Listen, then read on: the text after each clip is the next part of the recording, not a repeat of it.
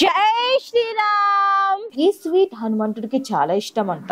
मन मंदिर के दर्पण में सिया राम रहा है.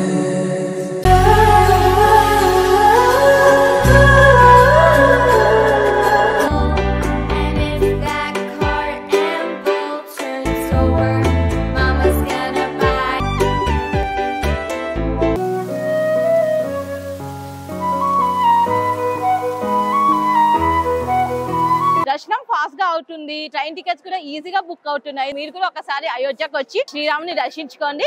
ఈ కింద ఉన్న గంటని ఒక్కసారి కొట్టండి. నేను వీడియో చేసిన ప్రతిసారి మీకు నోటిఫికేషన్ వస్తుంది.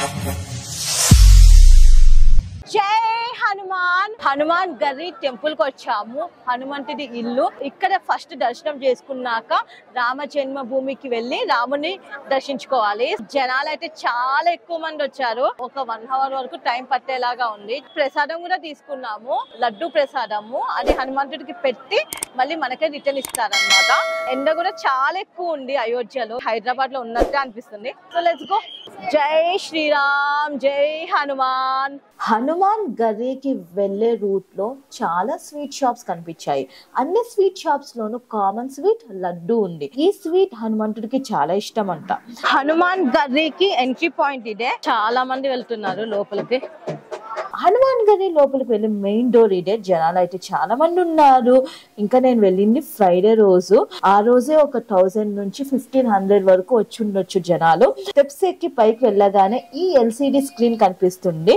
టోటల్ 70 స్టెప్స్ ఉంటాయి. జనాలు చాలా మంది ఉండడం వల్ల తోసుకుంటున్నారు. ఫైనల్ గా 1 అవర్ వెయిట్ చేసిన తర్వాత లోపలికి వెళ్లే ఛాన్స్ అయితే దొరికింది. Temple inside view. ఇదే మెయిన్ టెంపుల్ అండి. టెంపుల్ గోడల మీద హరే రామ్ శ్రీరామ్ అని రాశారు. దర్శించుకోవడానికి వచ్చిన ప్రతి ఒక్కరు స్వీట్ బాక్సెస్ తీసుకొచ్చారు. పూజారికి ఇస్తున్నారు స్వీట్ బాక్స్. పూజారి అయితే ఆ స్వీట్ బాక్స్ లో నుంచి కొన్ని స్వీట్స్ వాళ్ళ గిన్నెల్లో వేసేసుకొని మిగిలిన స్వీట్స్ అయితే చేస్తున్నారు వాళ్ళకే. జై హనుమాన్. దర్శనం అయితే సక్సెస్ఫుల్ గా కంప్లీట్ అయింది. ఫైనల్ గా హనుమాన్ గర్రిలో హనుమంతుడి దర్శనం అయిపోయింది. 1 అవర్ లైన్ లో నిలబడ్డాక ఎండలో దర్శనం అయిపోయింది. చాలా హ్యాపీగా ఉంది. జనాలు చాలా ఎక్కువ మంది వచ్చారు. తోసుకుంటున్నారు అనమాట. నేనైతే స్వీట్స్ కొన్నాను. సో 2 వెరైటీస్ ఆఫ్ స్వీట్స్ కొన్నాను. ఒకటి మలై లడ్డు, ఇంకొక స్వీట్ పేరు తెలీదు. ఆ 2 స్వీట్స్ పూజారికి ఇస్తే దేవుడి దగ్గర పెట్టి మనకి ఇచ్చేస్తున్నారు అనమాట. మళ్ళీ మన స్వీట్స్ మనకే. సో ఇంటి దగ్గర పంచుకోవడానికి 50 రూపీస్ కి ఒక చిన్న బాక్స్ వస్తుంది. అందులో 6 స్వీట్స్ ఉంటాయి. ½ kilo sweets 250 rupees, 1 kg 500 rupees. దర్శనం అయిపోయింది. వికాస్ ద్వార్ నుంచి బయటికి వచ్చాం. హనుమాన్ గదిలో దర్శనం అయిపోయాక 60 రూపీస్ పెట్టి లస్సీ తాగానే టేస్ట్ సూపర్ ఉంది. అక్కడ నుంచి శ్రీరామ్ జన్మభూమికి వెళ్ళాను నడుచుకుంటూ. ఎంట్రన్స్ టు శ్రీరామ్ జన్మభూమి ఒకటే గేట్ ఓపెన్ ఉందంట. శ్రీరామ్ జన్మభూమికి వెళ్తున్నాను. ఆ శ్రీరాముని దర్శించుకోవడానికి, బాలరాముని. ఇక్కడ గవర్నమెంట్ లాకర్స్ ఉన్నాయి, free lockers. Mobiles, cameras, bags ఇక్కడ పెట్టేయాలి. మొబైల్స్ కి డిఫరెంట్ లాకర్, బ్యాగ్స్ కి డిఫరెంట్ లాకర్. ప్రైవేట్ లాకర్స్ కూడా ఉంటాయి, బట్ మనీ తీసుకుంటారు. ఈ లాకర్స్ కి అయితే మనీ ఏం అవసరం లే, కానీ క్యూ మాత్రం చాలా పెద్దగా ఉంది. ఇవన్నీ security check in boxes. Check చేసిన తర్వాత లోపలికి పంపిస్తున్నారు. సెక్యూరిటీ చెక్ బాక్సెస్ తర్వాతనే చెప్పులు పెట్టుకునే స్టాండ్, లాకర్స్ వస్తాయి. జై శ్రీరామ్. సో ఫ్రెండ్స్, ఇప్పుడే దర్శనం అయిపోయింది. ఆ శ్రీరాముని దర్శించుకున్న, బాలరాముని దర్శించుకున్న. చాలా ఫాస్ట్ గా దర్శనం అయిపోయింది. వితిన్ 30 మినిట్స్ లో, 30 నిమిషాల్లో మాకైతే దర్శనం అయిపోయింది. సో రష్ ఉన్నారు, బట్ డిఫరెంట్ లైన్స్ తో పంపిస్తున్నారు. ఆడవాళ్ళని సపరేట్ గా, మగవాళ్ళని సపరేట్ గా పంపిస్తున్నారు. సో అందుకని దర్శనం చాలా ఫాస్ట్ అయిపోయింది. ప్రసాదం కూడా ఇచ్చారు. సో నా దగ్గర ఉందన్నమాట. వెళ్తున్నప్పుడు జాగ్రత్తగా ఉండండి. లైక్ తప్పిపోయే ఛాన్సెస్ ఎక్కువ ఉన్నాయి. ఆడవాళ్ళు, మగవాళ్ళు సపరేట్ గా వెళ్తున్నప్పుడు ఎక్కడ ఒక పాయింట్ మాట్లాడుకొని అక్కడ మీట్ అవ్వండి, లేకపోతే అనౌన్స్మెంట్ ఇవ్వాల్సి వస్తుంది. తప్పిపోయే ఛాన్సెస్ ఎక్కువ ఉన్నాయి. So be careful. లాకర్స్ ఉన్నాయి. మొబైల్స్, బ్యాగ్స్, ఎవ్రీథింగ్ లాకర్స్ లో పెట్టుకోవాలి. చెప్పుల్స్ కి సపరేట్ స్టాండ్ ఉంది. మొబైల్స్ అండ్ బ్యాగ్స్ కి సపరేట్ లాకర్స్ ఉన్నాయి. మనం వెంట జ్యువెలరీ, ఏటీఎం అండ్ మనీ తీసుకెళ్లొచ్చు. బ్యాగ్స్ ఎలాంటివి అలౌ చేయట్లేదు. లాకర్స్ లో పెట్టుకొని లోపలికి వెళ్ళాలి. లోపల ఎలాంటి photography and videography is not allowed. అందుకే లోపల ఏం షూట్ చేయలేదు, only outside of the టెంపులే షూట్ చేశాను. లోపల మాత్రం చాలా బాగుంది. ఒక పెద్ద రాజ్ మహల్లోకి వెళ్తున్న ఫీలింగ్ వచ్చింది అనమాట. చాలా బాగా కన్స్ట్రక్ట్ చేశారు. ఇంకా కన్స్ట్రక్షన్ వర్క్ జరుగుతూనే ఉంది, బట్ ఇప్పటి వరకు కన్స్ట్రక్ట్ చేసింది చాలా బ్యూటిఫుల్ గా ఉంది. సో దర్శనం ఫాస్ట్ గా అవుతుంది, ట్రైన్ టికెట్స్ కూడా ఈజీగా బుక్ అవుతున్నాయి. సో మీరు కూడా ఒకసారి అయోధ్యకు వచ్చి శ్రీరాముని దర్శించుకోండి. జై శ్రీరామ్. టెంపుల్ బయట చాలా షాప్స్ ఉన్నాయి షాపింగ్ చేసుకోవడానికి. డ్రెస్సెస్, కీ చైన్స్, జై శ్రీరామ్ ఫోటో ఫ్రేమ్స్, విగ్రహాలు, టెంపుల్ విగ్రహము ఇలా చాలా ఉన్నాయి. టీ షర్ట్స్ మీద జై శ్రీరామ్ ప్రింట్ తో వచ్చిన టీ షర్ట్లు కూడా ఉన్నాయి అన్నమాట. బేరం ఆడితే తక్కువగా ఇస్తున్నాడు. నేనైతే ఫోటో ఫ్రేమ్, మందిర్ విగ్రహం తీసుకున్నాను.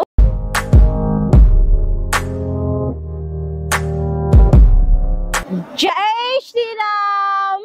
హనుమాన్ గరికి వెళ్లే రూట్ లోనే నాకు ఈ మందిర్ కనిపించింది. ప్రాచీన్ రాజద్వార్ మందిర్ అంట. బ్యాక్గ్రౌండ్ లో పార్క్ ఉంది, పిల్లలు ఆడుకుంటున్నారు, సన్సెట్ అవుతుంది. సో టెంపుల్ లోపలికైతే ఇంకా వెళ్ళలేదు, బయట కూర్చొని బ్లాగ్ చేస్తున్నాను. సో హనుమాన్ గరికి వెళ్ళే రూట్ లోనే మీకు రాజద్వార్ మందిరు, కనక భవన్, దశరథ్ మహల్, నయా గేట్ ఇవన్నీ ఒకటే రూట్ లో వస్తాయి, వాకబుల్ డిస్టెన్స్. సో అయోధ్యలో బైక్ కానీ ఆటోలో కానీ తిరగడం కంటే నడుచుకుంటూ అన్ని ప్లేసెస్ ని కవర్ చేస్తే చాలా ఫాస్ట్ గా కవర్ చేస్తారు.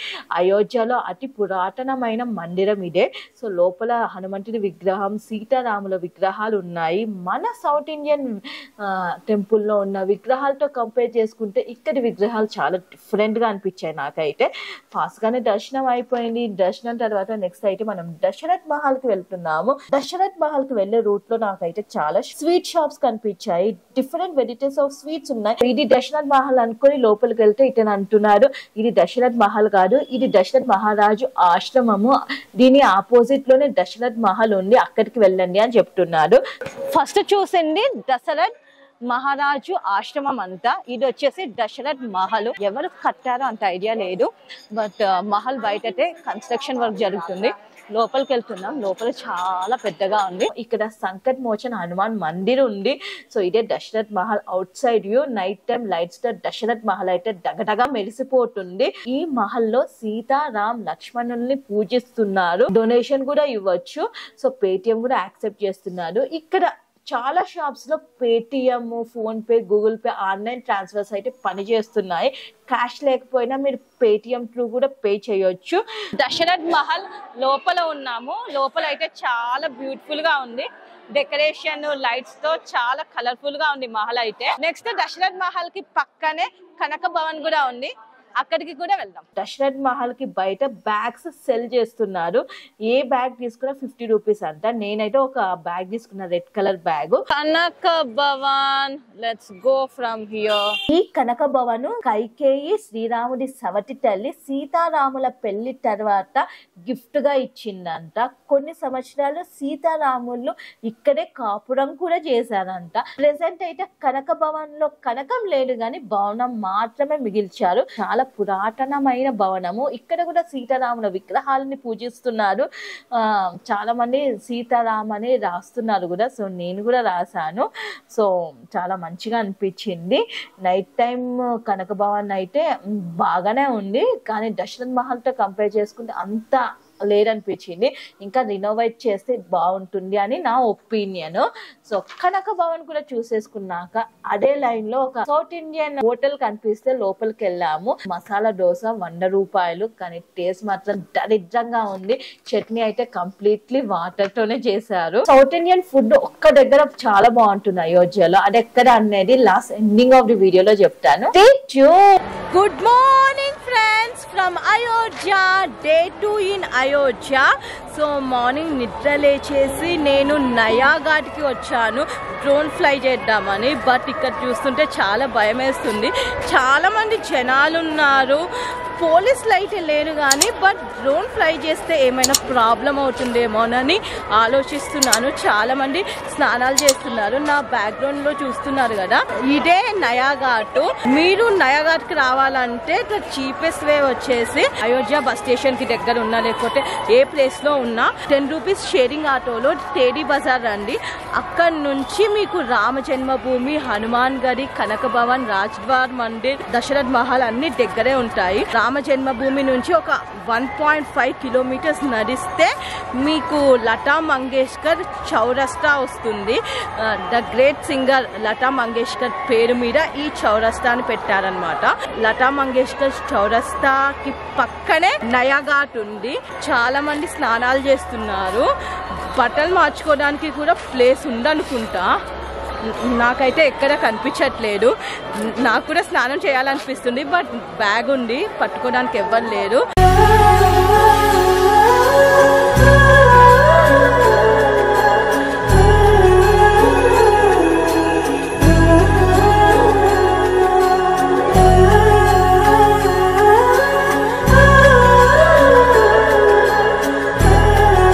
ఈ నయా ఘాట్ నే డిఫరెంట్ ఘాట్స్ గా డివైడ్ చేసేసి నేమ్స్ పెట్టారనమాట. సరయూ రివర్ లో ఉన్న వాటరే ఈ నయా ఘాట్ కి కూడా వస్తాయి.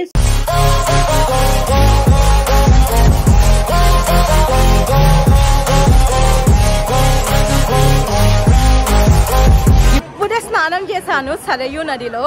వాటర్ అయితే చాలా చల్లగా ఉన్నాయి. ఇక్కడ డ్రెస్సింగ్ రూమ్స్ కూడా ఉన్నాయి చేంజ్ చేసుకోవాలనుకుంటే. బట్ నేను టవల్ ఏం తీసుకురాలేదు, సో ఎండలో ఆరిపోతుంది అనుకుంటా. హాయ్, ఫైనల్లీ డిడ్ స్నానం ఇన్ సరయూ రివర్. శ్రీరాముడు జన్మస్థలం అయోధ్య కదా. శ్రీరాముడు ప్రతి రోజు సరయూ రివర్ కి వచ్చి ఇక్కడే స్నానం చేసేవాడంట.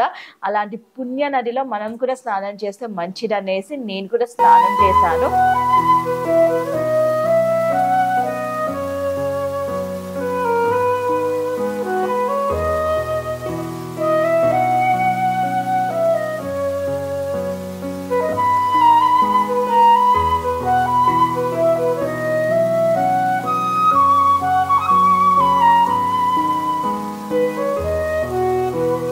ఫైనల్ గా సరయూ రివర్ లో బోటింగ్ చేసేసాను. ఎక్స్పీరియన్స్ చాలా బాగుంది. సో షేరింగ్ లో వెళ్ళాను అనమాట. ఒక పర్సన్ కి 100 రూపీస్. సరయూ రివర్, సరయూ ఘాట్ అది దానికి ఎగ్జాక్ట్లీ ఆపోజిట్ లో నయా ఘాట్ ఉంది. నయా ఘాట్ ఏంటంటే జస్ట్ లైక్ స్విమ్మింగ్ పూల్ అనమాట. చాలా మంది స్నానాలు చేస్తున్నారు నయా ఘాట్ లో సరయూ ఘాట్ తో కంపేర్ చేసుకుంటే. గుప్టర్ ఘాట్ వచ్చేసి ఇక్కడ నుంచి నయా ఘాట్ అండ్ సరయూ ఘాట్ నుంచి 12 కిలోమీటర్స్. సరయూ రివర్ కి దగ్గరలో ఉన్న హోటల్ కి వచ్చాను. సమోసా చాట్ తీసుకున్నాను, 20 రూపాయలు అంట. అది బ్రేక్ఫాస్ట్ గా చేసేసుకొని నెక్స్ట్ గుప్టర్ ఘాట్ వెళ్ళాను షేరింగ్ లో. గుప్టర్ ఘాట్ కి వచ్చేసాము. నా ముందే గుప్టర్ ఘాట్ ఉంది. ఇక్కడైతే ఎవరు స్నానాలు చేయట్లేదు, బోట్స్ అయితే ఉన్నాయి. ఈచ్ పర్సన్ కి 100 రూపీస్ అంట. సో గుప్టర్ ఘాట్ కి ఎగ్జాక్ట్లీ ఆపోజిట్ లోనే శివాలయం ఉంది. ఇక్కడ చాలా చిన్న చాట్ బండాస్ ఉన్నాయి. గుప్టర్ ఘాట్ దగ్గరికి వెళ్ళి డ్రోన్ ఫ్లై చేస్తాను. ఇక్కడ శివాలయం కూడా ఉంది, అది కూడా దర్శించుకుందాము. యా, ఫస్ట్ అయితే మనం గుప్టర్ ఘాట్ కి వెళ్ళిపోదాం.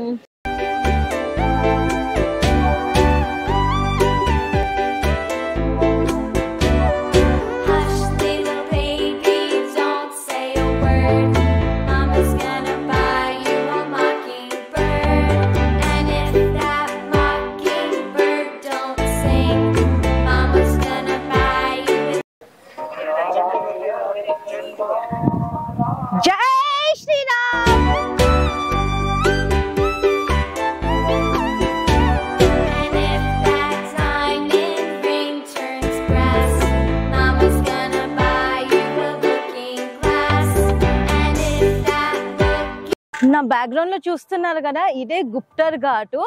నయా ఘాట్, సరయూ ఘాట్, తులసి ఘాట్, ఈ ఘాట్స్ నుంచి చాలా దూరంలో ఈ గుప్టర్ ఘాట్ ఉంటుంది. టేడీ బజార్ మెయిన్ చౌరస్తా నుంచి గుప్టర్ ఘాట్ కి మేము ఆటో మాట్లాడుకున్నాము. 4 మెంబర్స్ కి 300 తీసుకెళ్లి తీసుకొస్తారనమాట. సో బెటర్ మీరు ఆటో మాట్లాడుకొని గుప్టర్ ఘాట్ కి రండి.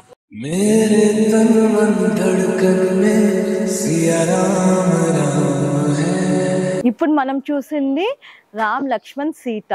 ఇది రామాలయము. ఇక్కడ ఆపోజిట్ లో ఇంకొక గోపురం కనిపిస్తుంది కదా, ఈ గోపురము శివాలయము. ఇది వచ్చేసి రామాలయము. రామాలయం శివాలయం ఒకే పర్సన్ కట్టారు అని చెప్తున్నారు. ఇక్కడ బడే హనుమాన్ మందిర్కి వచ్చాను. పేడి బజార్ నుంచి కొంచెం లోపలికి నడుచుకుంటూ వస్తే మీకు బడే హనుమాన్ మందిర్ కనిపిస్తుంది. లోపల అయితే హనుమంతుడి గుడి ఉంది, శివుడి విగ్రహం ఉంది, శ్రీకృష్ణుడి విగ్రహం కూడా ఉంది. బడే హనుమాన్ మందిర్ లో ఒక చిన్న మ్యూజియం లాగా ఉంది. 10 రూపీస్ ఎంట్రీ టికెట్. సో లోపలికి వచ్చాము. అన్ని బొమ్మలతో ఉన్నాయి అన్నమాట, ఇలా మూవింగ్ బొమ్మలు. సో చూద్దాం.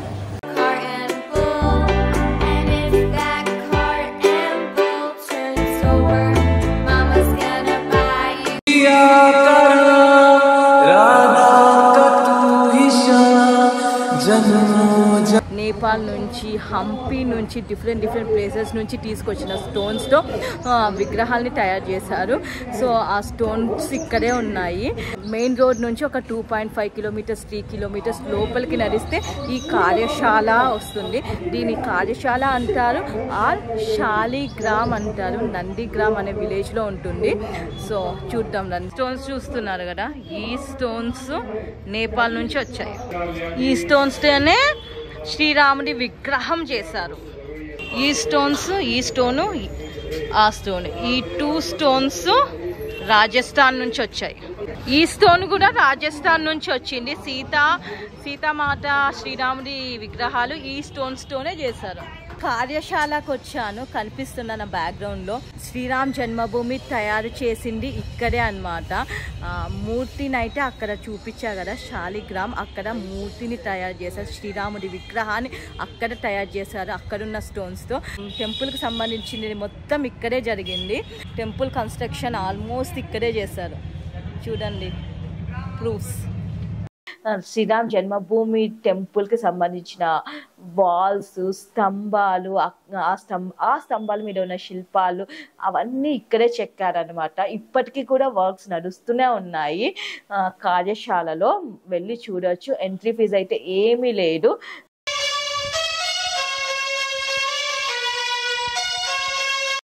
కార్యశాల నుంచి వస్తున్నప్పుడు నాకు ఈ బ్యూటిఫుల్ టెంపుల్ కనిపించింది. పరిటలలో ఉన్నారు దేవుడు అయితే. సో ఈ టెంపుల్ పేరు వచ్చేసి శ్రీ విజయ విరాట్ టెంపుల్ అంట. కానీ చాలా బ్యూటిఫుల్ గా ఉంది లోపల మందిర్ అయితే. ఈ టెంపుల్ ని కూడా చూసేసుకున్న తర్వాత ఆన్ ద వేలో నాకు కుల్ఫీ షాప్ కనిపించింది. 20 రూపాయలకి కుల్ఫీ తీసుకున్నాను. టేస్ట్ మాత్రం అసలు ఎక్స్పెక్ట్ చేయలేదు, అంత బాగుంటుందని. బ్యాక్గ్రౌండ్ లో చూస్తున్నారు కదా నయాఘాట్ కి ఎగ్జాక్ట్లీ ఆపోజిట్ లో సీతారాం మందిర్ ఉంది. లోపల విగ్రహాలు చాలా డిఫరెంట్ ఉన్నాయి. నాగేశ్వర్ నాథ్ టెంపుల్ కూడా ఇక్కడే ఉంది. ఇప్పుడు నెక్స్ట్ మనం నాగేశ్వర్ నాథ్ టెంపుల్కి వెళ్తున్నాం. నయాఘాట్లో నేను చిలుక జోష్యం చెప్పించుకుందామని కూర్చున్నాను. సో అది చిలుక కాదు, పిచ్చుక. ఆ పిచ్చుక ముక్కుతో తీస్తేనే జోష్యం చెప్తాడంట పండితుడు. సో ఆ పిచ్చుక బయటికి వచ్చింది, కానీ అది ఏ కార్డు ఇస్తున్నా కూడా నోటితో పిక్ చేయట్లేదు. దానికి ఫుడ్ పెట్టినా కూడా పిక్ చేయట్లేదు. దానికి మూడ్ లేదు అనేసి ఇంకా జ్యోతిష్యుడు చెప్తే ఇంకా లైట్ తీసుకున్నాను. సో అలా జరిగిందనమాట కామెడీగా.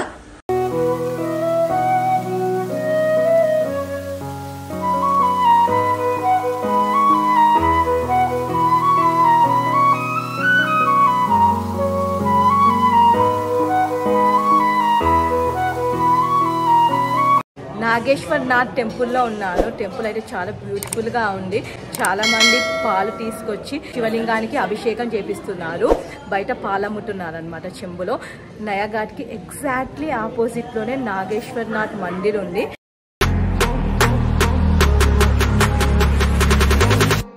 ఇప్పుడు 6 o'clock సరయూ ఘాట్లో మంగళహారతి ఉంటుంది. సో నా మొబైల్ ఛార్జింగ్ అయిపోయిందని ఇక్కడ నయాఘాట్ దగ్గర ఒక హోటల్ ఉంటే అక్కడికి వచ్చి మొబైల్ ఛార్జింగ్ పెట్టుకున్నా. ఇప్పుడు కెమెరా బ్యాటరీ ఛార్జింగ్ కూడా పెట్టాను. సో ఆ టైంలో నేనైతే చోలే భటూరే ఆర్డర్ ఇచ్చా. This is the chole bhature. Cost వచ్చేసి 40 రూపీస్. టేస్ట్ చేద్దాం ఎలా ఉంటుందో. నయాఘాట్కి పక్కనే ఈ హోటల్ ఉంటుంది. టేస్ట్ యావరేజ్ ఉంది. 40 రూపాయలకి ఓకే. సరయూ ఘాట్ లో హారతి అటెండ్ అయ్యాము. 6 అని చెప్పాను, బట్ 6:30కి స్టార్ట్ అయింది. 15 నిమిషాల్లో హారతి కంప్లీట్ అయింది. ఎక్స్పెక్ట్ చేసినంత బ్యూటిఫుల్ గా హారతి లేదు.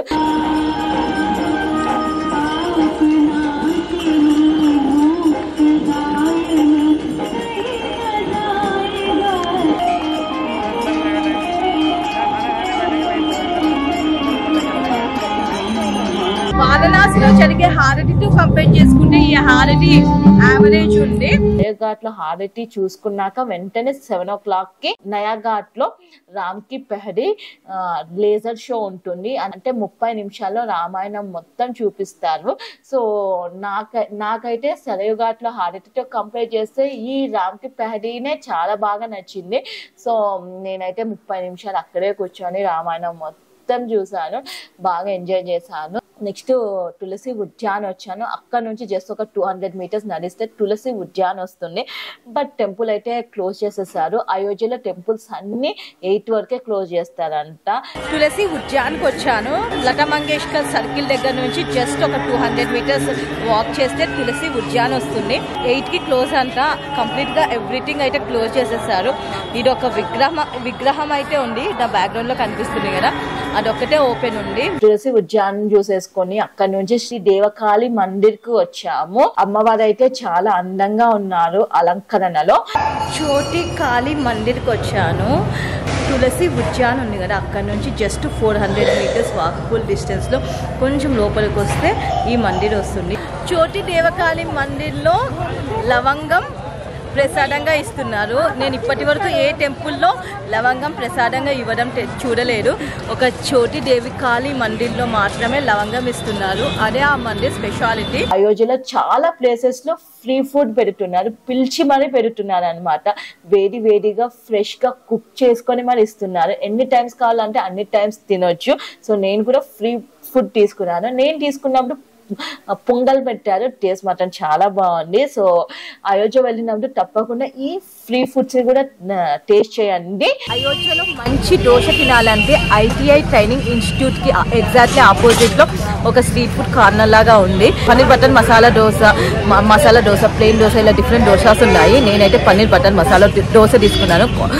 టేస్ట్ బాగుంది. సో మీరు ఇటు సైడ్ వస్తే you can also try. Night time Ayodhya చాలా బ్యూటిఫుల్ గా ఉంది.